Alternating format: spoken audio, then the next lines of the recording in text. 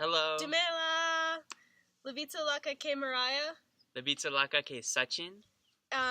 So that was how you say, like, my name is Morija in Lesotho. I'm currently an undergraduate studying public health, and I just finished my first year. I'm a first year medical student at Drexel, and we're here talking to you from Morija, which is in the Mafeteng district of Lesotho. We just wanted to go over a couple of greetings with you. So, for example, if I wanted to ask Mariah here, how are you doing? I would say, Upela Juang. And to say I'm fine, I would say Kepela Hantle. Now, to address a sir or father, the greeting would be Ndate. And to address a ma'am or a female, you would say me. And finally, a common phrase that we use a lot, thank you, is Kia Leboha. And now let's move on to a bit about the country. Lesotho is primarily a highland nation. The lowest elevation here is 1,400 meters, which is just a bit over a mile. That's quite high. As you can see behind us, there are a lot of mountains in this country, a lot of mountains and plateaus. Currently it's winter here, so the days are pretty cold and the nights are almost freezing. Now the people here are primarily of the Basotho tribe. There are a few Zulu from South Africa mixed in, but the majority of people here that we interact with are Basotho. The primary languages spoken here are English and Sesotho, which is what you got a bit of a taste of earlier. So, as part of our initiative with World Vision, we've worked with two different APs, one in Matadile and one in Sekameng. So the Matadile area is dealing mainly with trainings to teach people proper sanitation and hygiene practices, and also they do a lot with health initiatives and PMTCT, which is preventing the transmission of HIV from mother to child, as the HIV rate in Lesotho is one of the highest in all of Africa. So with the Matadile AP, we were able to go to one of the trainings where they do a program called Men Engage, where one of the women from World Vision went to a community and talked to all of the men in that community about ways that they can help to prevent the spread of HIV and hopefully keep the number of children who get HIV from their parents to be much, much lower. In Sekameng, they do a lot with providing sanitary pads for girls so that they don't have to necessarily skip school or feel like they can't go to school while they're menstruating, which is it can be a big impediment to learning if they don't have the proper methods for sanitation. In addition to that, a lot of the work World Vision does in the WASH sector involves constructing latrines, specifically VIP latrines, which are ventilated in-pit latrines. And these are constructed in a lot of the communities and near a lot of the schools. And in addition to that, they also drill boreholes to provide water access to a lot of very rural communities, since a lot of Lesotho is very rurally located. In some of the communities that we visited, World Vision has even constructed houses for animals. So in the one community we visited in Matadile, they had a giant chicken house with like 400 chickens in it. And they teach the community members how to take care of the chickens. So the chickens become theirs, and they're able to use them for eggs, for meat, and just for building a sense of community. Okay, so that's all the work World Vision is doing. Some of the challenges that it encounters in this region, one being the terrain. As I mentioned before, it's very mountainous. Some of its districts are very hard to access, even by road. The best way being on horseback in some cases, or on foot.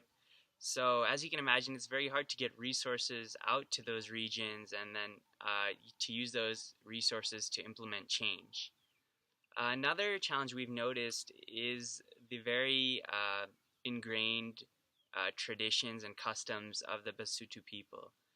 So, for example, there are things here called initiation schools, which uh, basically involve taking children while they're still young and taking them to this school where they learn a lot of very traditional, uh, somewhat ancient practices. Uh, for example, the men will be circumcised at a very young age. The girls will be married off at a very young age. And also, as a result of this initiation school, the children aren't educated. So this goes in direct opposition to some of World Vision's goals in terms of empowering children. So when children are swept away to initiation schools, World Vision doesn't necessarily have access to them, and so therefore can't implement its change. So that's another challenge that World Vision faces. So next we're going to talk to you a bit about living in community. As we mentioned, we stay in Morija, which is in the Mafeteng district, which is one of 10 districts in Lesotho.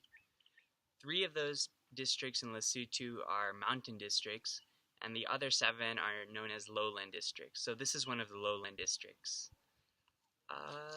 Life here is fairly quiet and relaxed. The people here generally don't have a lot of tension. They're not typically fast-paced or in a rush. Life is very laid back. Around us, you may see a couple animals walking in the back. Some of the animals you may see are horses, which are traditionally used as transportation by a lot of people. Sheep and cattle, which are raised by the people.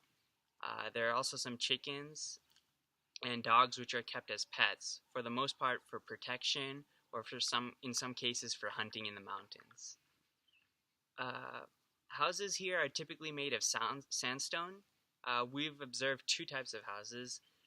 One is the roundeville, which is a circular house with a thatched roof, and the other is a traditional small single-room house made with cinder blocks, and that typically has a sheet metal roof. So one other thing about living in Morija, and I guess all of Lesotho really, is that because it's winter, the sun will go down around 5 or 5:30, and it's dark by 6. So as a result, all of the shops and things like that, they'll be closed whenever it gets dark. So it's been kind of an adjustment for us trying to figure out how to plan your days. So like, if you need more airtime for your phone or you need to go to the store for dinner, like, you really have to plan ahead because you can't really go after it gets dark. Another thing that we've had to adjust to is travel. A lot of travel is done by the African taxi, also known as the minibus, which is essentially a van which is outfitted with seats and which travels in one direction. And if you want to catch one, you simply stand on the side of the road in which it's going and wave it down. These minibuses travel as far as all the districts in Lesotho, so the journeys can be as long as 3 to 4 hours. And they're very interesting in that they're packed to capacity. So it's not full until you have a cabbage in front of your face, literally. Yeah, and if it's not full, the drivers will literally drive around and roll down the windows and pursue anybody they think might be interested in the ride. It's been very interesting. Yeah. A lot of the social and environmental determinants of health here in Lesotho stem from the fact that a pretty big proportion of the population is unemployed. Because Lesotho is so mountainous, a lot of people don't really necessarily have access to fertile farmland, even though a lot of the population depends on subsistence agriculture. So people can't grow enough of a surplus to sell. They can only grow enough to feed themselves and their families. So a lot of people will end up going to South Africa to work in the mines or do domestic work. We also found a lot of people that did what they call piece jobs, which are necessarily just odd jobs that they can pick up whenever.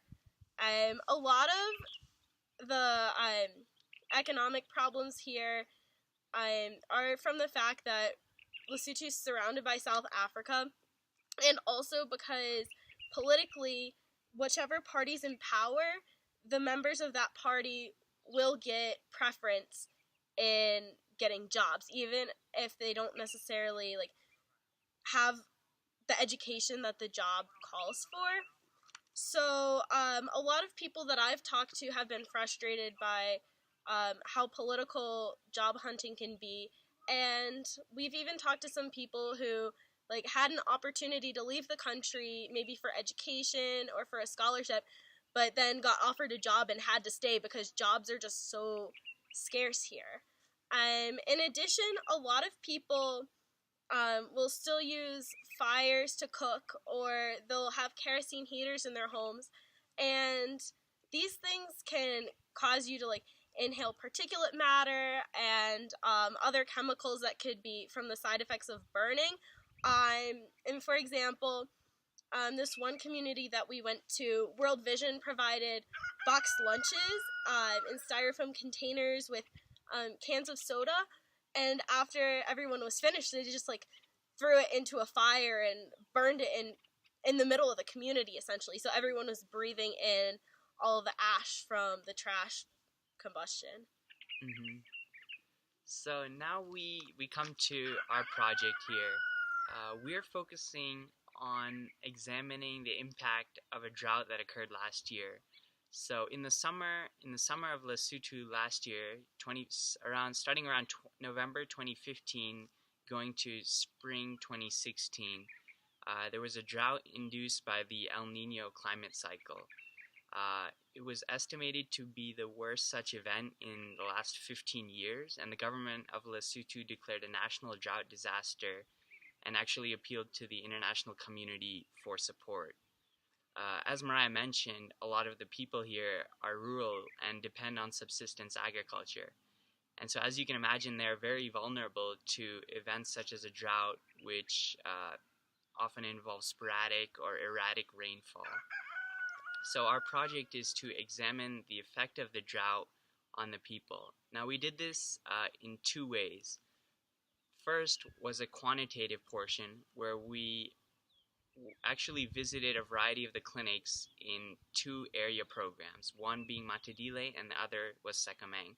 So in each area program, we visited 4 clinics for a total of 8 clinics, and we gathered data in relation to the disease burden, what types of patients were coming to the clinic during the drought period, how did water access change during the drought period for the clinic, and how did this affect their service delivery.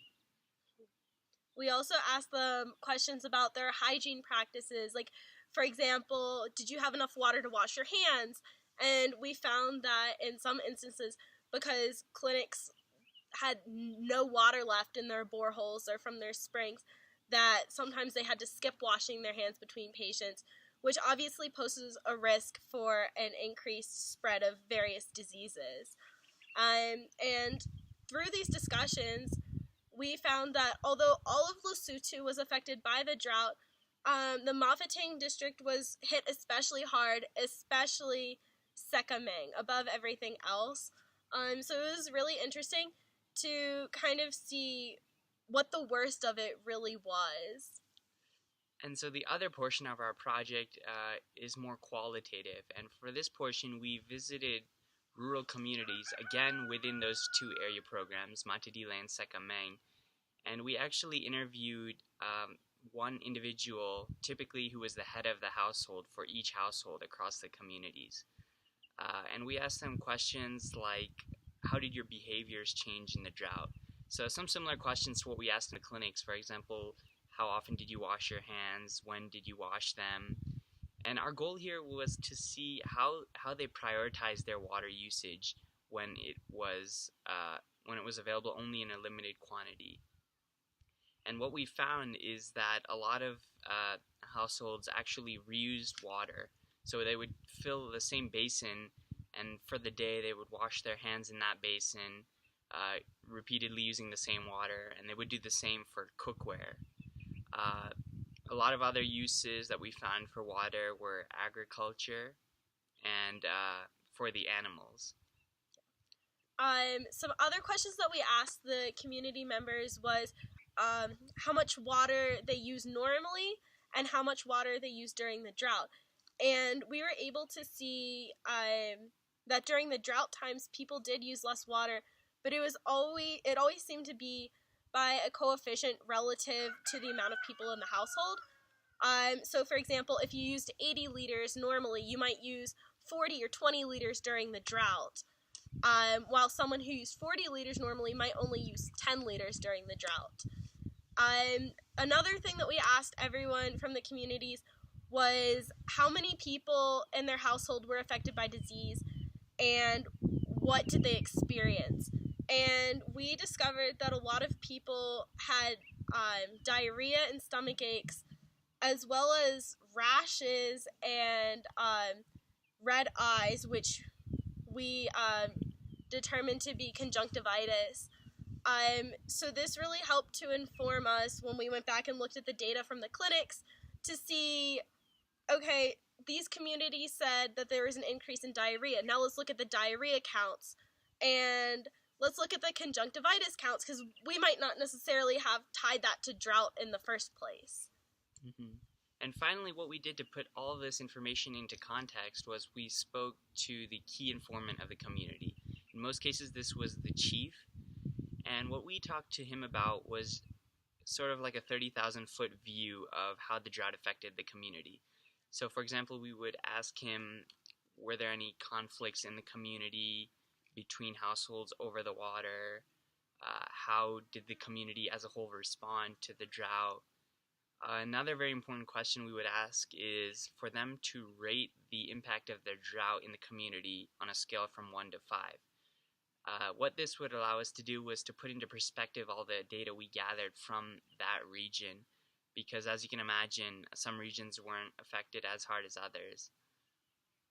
We visited one community in particular where almost everybody relied on agriculture, but their main water source was a river. So when the river dried up during the drought, these people had to go and get whatever water was left. A lot of times it was muddy. There was no water left for the animals, so their animals were dying, and there was a huge burden of disease in that community as well.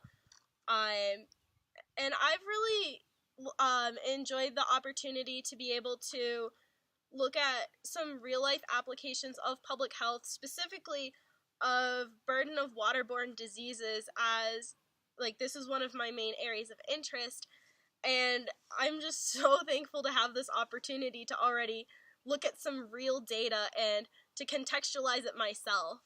Definitely, I agree with that. And for me, having the opportunity to visit these rural clinics and see what sort of resources they have and how they still treat patients, because there's always a different methodology to treating things, and for me to sort of be exposed to that was a great experience for me.